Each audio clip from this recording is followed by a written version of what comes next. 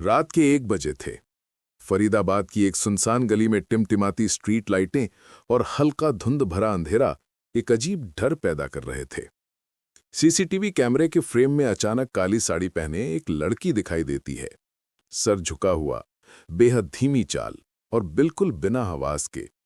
ये और भी भयावह था क्योंकि पिछले 3 दिनों से जिस दिन ये लड़की दिखाई देती थी, उसी रात कोई न कोई रहस्यमय तरीके से गायब हो जाता था। इसी रहस्य को सुलझाने की कोशिश कर रहा था आरव, एक जिद्दी और साहसी पत्रकार। उसी सीसीटीवी फुटेज को बार बार जूम कर रहा था जब उसकी धड़कन एकदम रुक सी गई। लड़की चल रही थी, पर उसकी परछाई जमीन पर बिल्कुल नहीं पड़ रही थी।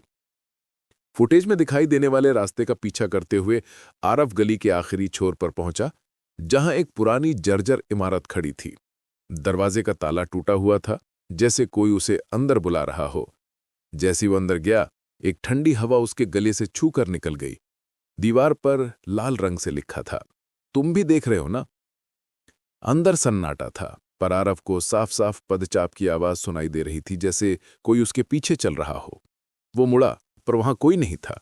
वो आगे बढ़ता तो पदचाप फिर से शुरू हो जाते, जैसे कोई उसके हर कदम की नकल कर रहा हो। एक कमरे में पहुंचे पर उसकी नजर एक पुराने धूल भरे टीवी पर गई।